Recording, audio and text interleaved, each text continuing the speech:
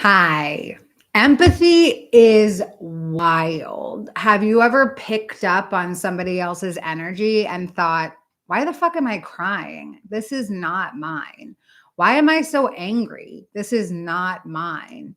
So, this last week, there was a portal. It was 11/11. Today, it's November 16th. This week was the 11/11 portal. There was major, huge shadows coming to the surface. I'm saying this from my own experience. Things that were lying dormant that needed to be brought up. I was instantly triggered by the way people were breathing, by the way that they were acting. And the things that I realized while all of this energy was happening is that some of it wasn't mine. Last night, I had a clarifying dream that it wasn't necessarily that I was hating on everybody. It could have actually been that they were hating on me and that I was picking up on it and internalizing it. So, what are some ways to protect yourself if you're an empath? If you have the gift of empathy, it's not a curse. So many empaths are like, I hate being an empath. It's so much. It's not supposed to be. God didn't give you this amazing gift of being able to tune into other people's emotions just so that you would, like want to end your life because it was so much energy to deal with. So here's what I did. I start small. Like, this is something that I used when I first had my huge awakening experience, and I've dropped off it. So I'm going back to basics because the shit that went down in my life this last week, I will never allow that to happen again. And I had to also be gentle with myself.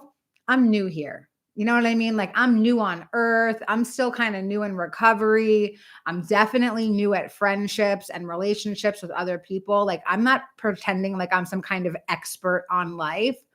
And another thing is that I spend so much time in the darkness with people.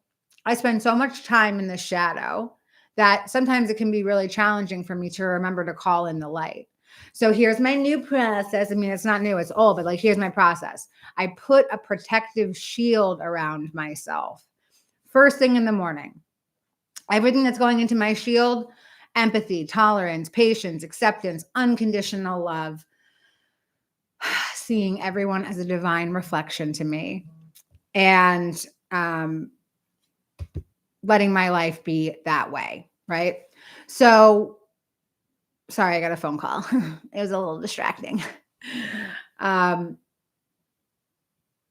yeah. So anyway, I want to hear from other people. That's why I'm live. And hi, Allison. I see you in the chat. I'm really glad that you caught one of my lives too. Looking for spiritual questions, looking for any share about what went on with you this week. Okay, let me talk about some of the things that really, really bothered me this week.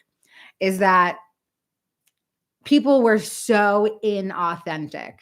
And I already made a video about this, but it literally was making my skin crawl. It was so disgusting. And it was just so hard for me. I really couldn't handle it.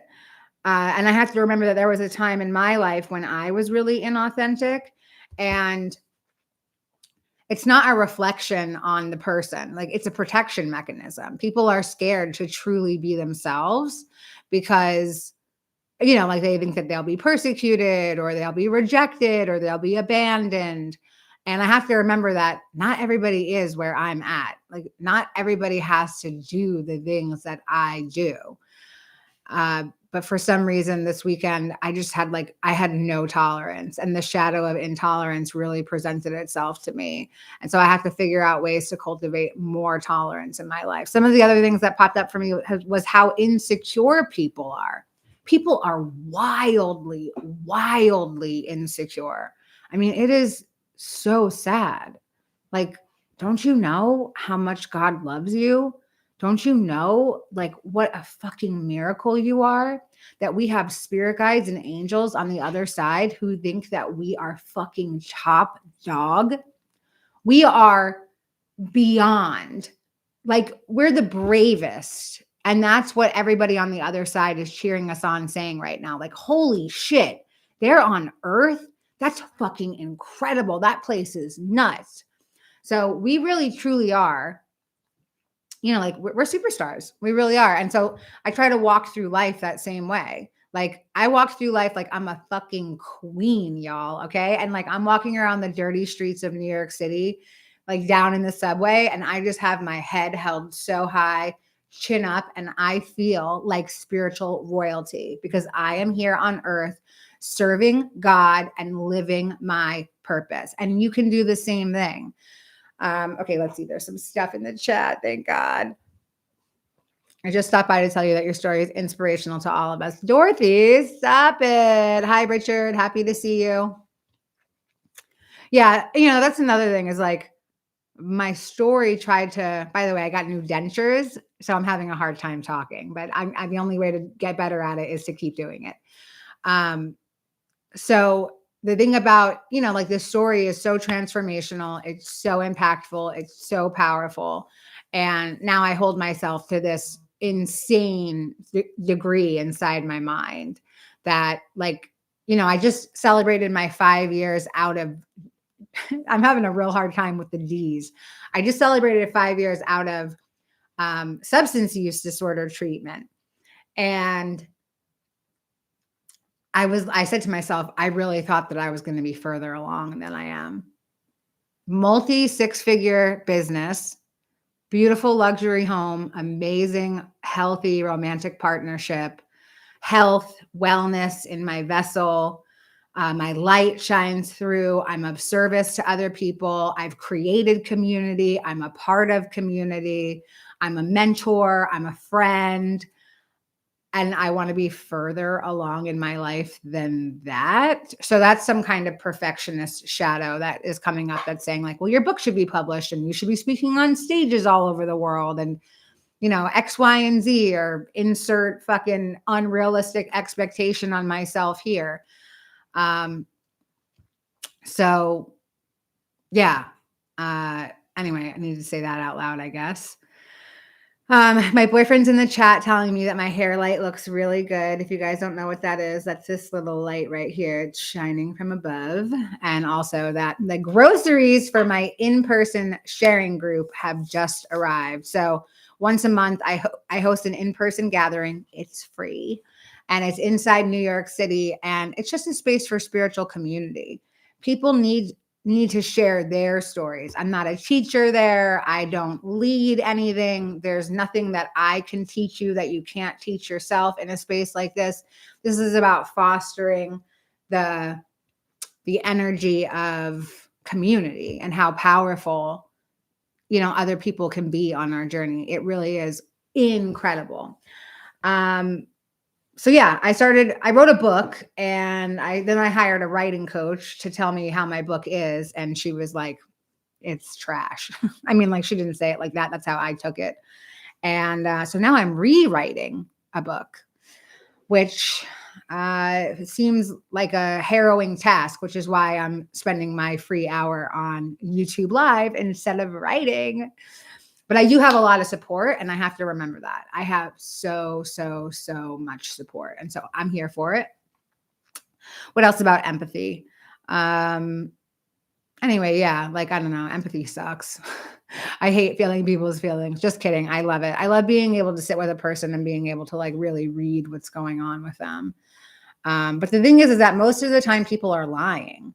People are lying to themselves. They're lying to other people. And I feel that dishonesty so deeply inside my spirit because I was so dishonest for so long. And, one of my spiritual gifts when I had my awakening was that I could see spirals coming out of people's ears every time that they told a lie, which is why my earrings are spirals.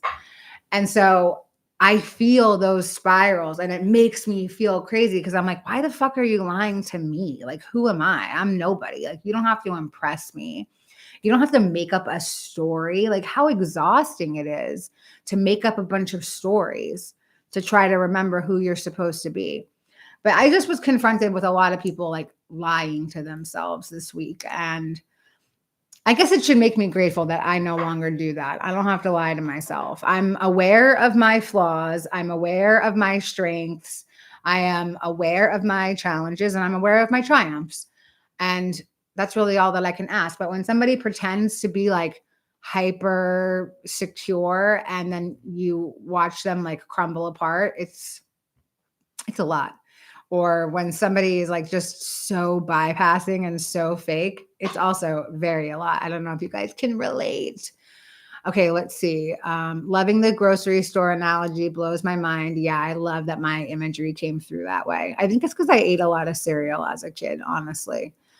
Okay, let's see. Somebody else said, since my NDE, I can't be in big groups. It's honestly awful hearing and feeling their internal bullshit. So, yeah, this is like one of the things about empathy, right? So, when I was in treatment, the program director, who is a literal angel in my life, I went into her office one day and I said, I can't be here anymore. These girls are disgusting. I can't be around all of their toxic energy. It's really bringing me down.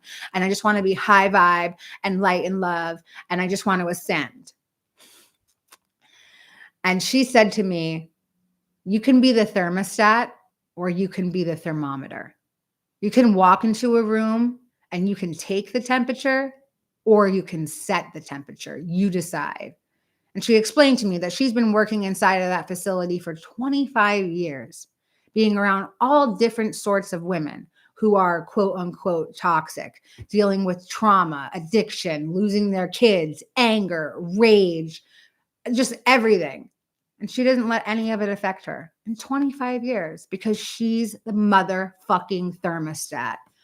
And so I strive to live every day the same way.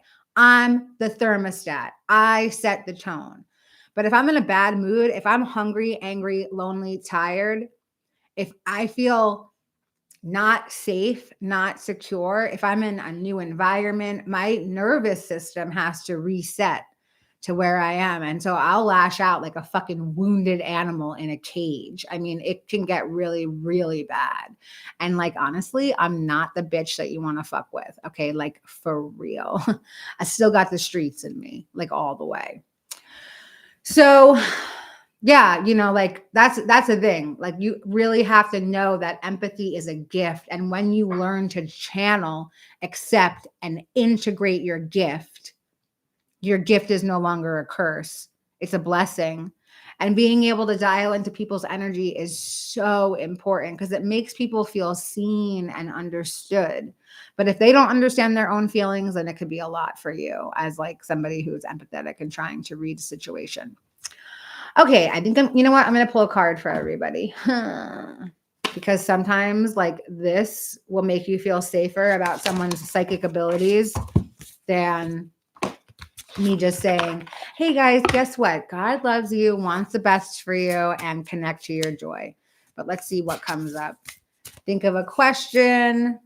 Oh God, so funny. The card says, let go. Let go, baby, let go. They're on a trapeze. Don't look at my broken finger now. Oh my God, how embarrassing. Anyway, let go. Yeah, I need to do that for sure. I'll let go. One more card. Just for fun, find your people. Find your people. They're waiting for you. They might be in a gay circle like this one. It's gay because there's a gay kite in the middle. I mean, there's a rainbow kite in the middle, which is gay. Find your people and let go. Let go and find your people. I'm done victimizing myself. There's nothing that I can do about who I was before, even just yesterday. There's nothing that I can do about who that person was yesterday. The only thing that I could do is be better moving forward. And so that is what I will be doing today. Today, I will be a better, more spiritually meaning, well-intentioned person just for today. It might only last an hour, could last all throughout the day. Either way, I'm a winner and you're a winner. Okay. Dream bigger. The universe is not on a budget. Call what you desire into your reality and keep going. Be wavy.